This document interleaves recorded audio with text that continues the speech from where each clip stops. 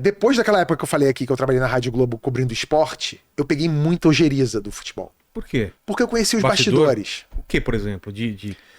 Bastidores, cara... É muito sujo mesmo, cara? Então... Porque agora a gente tem esse lance de... É porque foram duas épocas diferentes. A época Tá. que eu trabalhei na rádio era meados dos anos 90. A época que eu fui dirigente do Flamengo foi agora. Foi 2016 a 2019. Então, assim, são épocas muito diferentes. Como que era? No meado dos anos 90, você via que tinha corrupção, você via que tinha armação, você via que tinha Compra de juiz rolava mesmo. Não, isso eu não vi. Eu não posso dizer o que eu vi. Mas o que então que... Eu via, por exemplo, jornalista... Não tô falando que era da rádio que eu trabalhava, mas de outros lugares, eu via jornalista que falava bem de jogador ou mal de jogador por grana. Ah, tá. Até hoje dizem que em alguns lugares rola isso. É mesmo?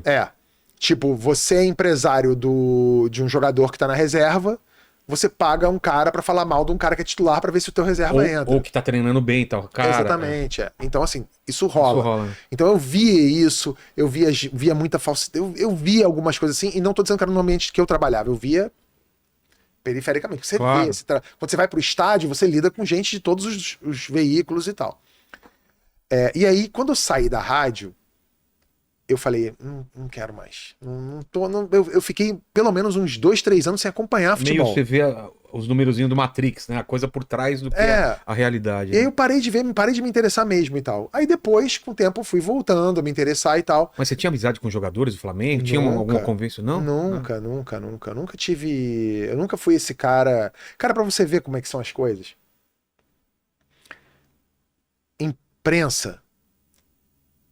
Imprensa esportiva é muito... A qualidade da imprensa esportiva é muito menor do que a qualidade da imprensa que cobre, por exemplo, política. Tá. Assim, você vê muito menos preparo. Porque eu acho que as pessoas consideram o esporte uma editoria menos exigente, menos nobre. Não estou generalizando, evidentemente. Há jornalistas esportivos fabulosos, gente muito séria, muito boa. É a maioria, inclusive. Mas tem uns caras que você fala assim, cara, como é que esse cara tá empregado? Como é que esse cara fala uma merda dessa? Então, eu vi muita coisa. Eu vi, por exemplo, depois quando eu virei dirigente do Flamengo, e só pra fazer, não pular parei de ligar pra futebol, virei dirigente do Flamengo, é que eu tava vivendo minha vida, eu tinha 2 filhos pequenos, e meu filho menor, o Leonardo, ele é fascinado por futebol, ele ama futebol. E ele, quando ele tava com 5, 6 anos, eu recebi um convite para ser vice-presidente de comunicação do Flamengo.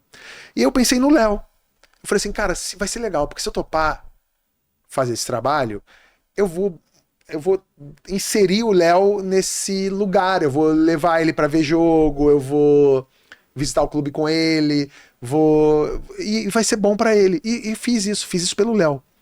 Óbvio que quando eu cheguei no Flamengo, era uma zona, uma bagunça. Tipo, a área de comunicação do Flamengo não tinha rede social. Nossa. O Santos tinha 10 vezes mais inscritos no canal de YouTube do que o Flamengo. O Flamengo não olhava pro Facebook, Instagram, Twitter, nada. O cara antigo da rede social, da comunicação do Flamengo, que aliás é o atual, ele era um cara que dava mais preferência para atender jornalista de rádio e de jornal impresso. Falava assim, gente, pelo amor de Deus. A gente conseguiu revolucionar a comunicação do Flamengo. Eu trouxe o Ricardo Taves, que tá no Gold, inclusive, que na época era do Corinthians, para fazer as redes sociais do Flamengo. Chamei o Arnaldo, que fazia o canal do Palmeiras de vídeo e era o melhor que tinha na época, trouxe ele pro Flamengo.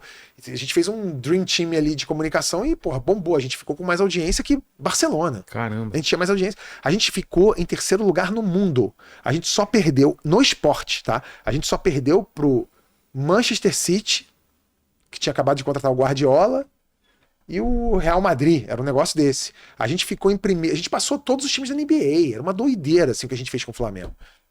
Porque tem torcida pra caralho. É uma loucura. E no Brasil inteiro, né? E no Brasil inteiro.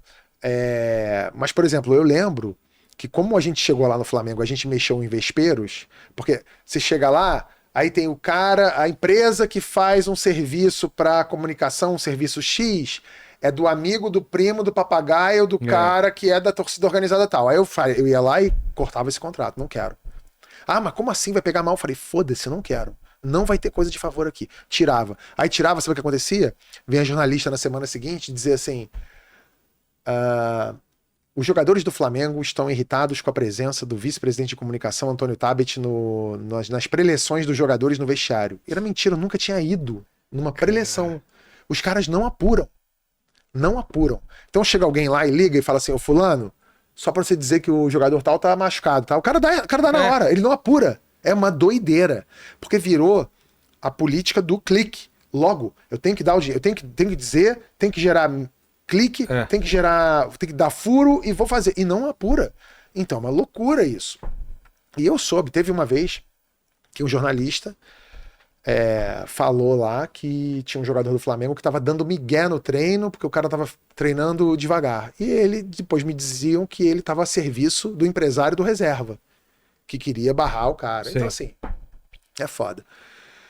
Mas não me arrependo. Fiz esse trabalho durante 3 anos, ajudei o Flamengo, foi ótimo pro Léo, pra mim, pro Léo foi maravilhoso, mas eu saí com a certeza de que... Não dá pra voltar. Né? Não dá pra voltar nesses termos que dá pra voltar. Dá pra voltar um dia? Talvez eu volte. Mas hoje em dia o Flamengo tá aí na semifinal com o Corinthians da Copa do Brasil, mas já é um... Tite caiu. Tite caiu, entrou o Felipe Luiz. Eu amo o Felipe Luiz, acho ele, puta, cara, 200%.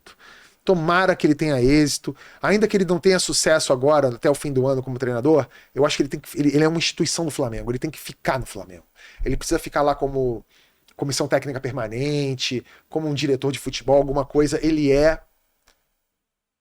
Se eu fosse presidente do Flamengo, o Felipe Luiz tinha um lugar pra ele lá. Vitalício, deixa ele lá. E Jorge Jesus, cara, parece que sempre... Amo. Amo. O meu lado gay é apaixonado pelo Jorge Jesus. Por quê? Quem é esse cara? Porque ele é... O cara... O que ele fez? É Zico e ele na minha... cara, ele é muito legal. Assim, ele é simpático, ele é trabalhador, ele é exigente, ele é um puto treinador, né? E eu adoraria, assim... Eu tô apoiando agora nas eleições do Flamengo, que vão acontecer agora no fim do ano, eu tô apoiando o BAP, que é um candidato que estava na situação, aí agora é oposição. E tem uma galera muito forte com o BAP, assim, tipo o presidente do Google, o Fábio Coelho, vai ser um dos vice-presidentes do BAP. Flávio Willemann, Cláudio Prakovnik, Alexandre Vobro, as melhores pessoas com quem eu trabalhei no Flamengo, Alexandre Póvoa, estão todos lá com o BAP. E o BAP, eu tenho a impressão que ele vai investir pesado na volta do Jorge Jesus, se não como treinador, porque eu não sei qual é a vontade do Jorge Jesus, mas como um diretor de futebol, alguma pessoa com um comando forte ali, e, porra, eu não posso abrir mão disso. Entendi.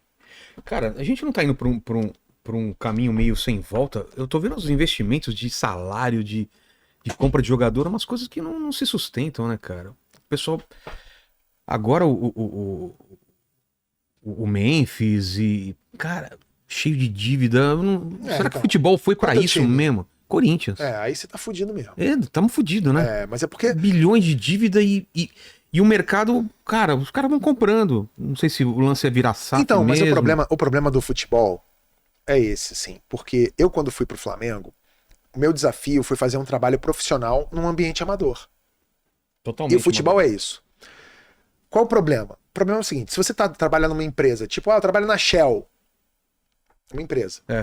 Aí contrata um Vilela, chega alguém, um CEO da Shell, fala assim, Vilela, eu queria falar com você. Você vai lá na Shell, você senta com ele e você fala assim, então, Vilela, eu queria que você renovasse as redes sociais da Shell, eu quero fazer um podcast da Shell aqui, eu quero fazer um videocast, quero fazer um programa. Certo. A gente viu que você é um profissional com bastante êxito na comunicação, eu quero te trazer pra cá pra você fazer esse trabalho. Você topa? Aí você fala assim, depende, quanto é? No meu canal eu faço tanto, ganho tanto aqui. Quando o cara fala assim, eu vou te pagar 2 vezes isso pra você fazer. Você é diretor. Tô nem falando como... Porque eu, quando era vice-presidente, não ganhei R$1 do Flamengo. Sério? É cargo estatutário, eu fazia de graça. Mas vamos supor que seja pago. Tá. Aí o cara chega pra você e fala assim, vamos fazer, Vilela? Você fala assim, vamos. Aí você vai fazer, beleza e tal, sei lá o quê. Taranana. Aí um belo dia, a Shell, que tá vendendo gasolina em posto aqui, um belo dia, durante a semana, ela perdeu na venda de gasolina pros postos BR. E posto BR vendeu essa semana mais. Não vai ter 200 negros com a camisa da Shell na porta do prédio da Shell gritando, ei, Vilela, vai tomar no cu. Não tem. Não tem um outro falando, porra, tem que matar o Vilela. Não existe isso. Queimando o carro. E aí o ambiente de futebol é uma doideira. Então, assim, E é uma doideira justamente porque não é profissional do início ao fim, deveria ser. Eu, quando fui vice-presidente de vice-presidente de comunicação do Flamengo, teve um diretor lá que assim, eu cheguei pra trabalhar, aí o cara da comunicação falou pra mim assim, cara, deu ruim hoje lá no CT. Eu falei, por quê?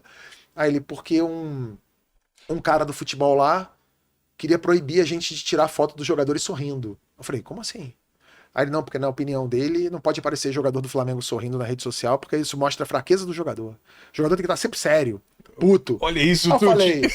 eu falei assim, manda ele Olha tomar no as cu, ideias, foda-se. cara. Porra, o cara não entende. E todo mundo quer se meter, porque todo mundo. Ou o cara é supersticioso, ou o cara é isso, ou o cara é aquilo. Então você imagina, por exemplo, o cara do Corinthians hoje, ele tá lá, ele tá entre a cruz e a espada. Porque ou ele corta da própria carne dele pra fazer o certo, E que é vai dar se resultado enxugar daqui 4 anos. daqui 4, 5 anos, ou ele vai na rua e apanha com a Exato. filha dele em algum lugar, porque a torcida não tem paciência e não entende isso.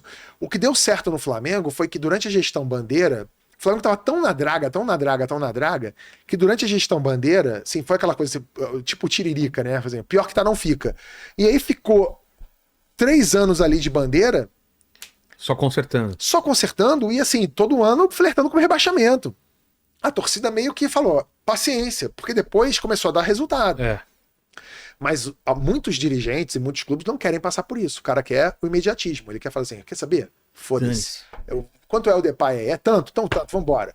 Eu não posso falar, seria leviano aqui, de dizer se o cara tá sendo irresponsável ou não. Mas eu não sei se tem um patrocinador exclusivo que vai dar dinheiro pra sei lá o quê. Tá investigado aí também, né? O negócio de bet. Aí complica, né? Pensou, cara? Pois é.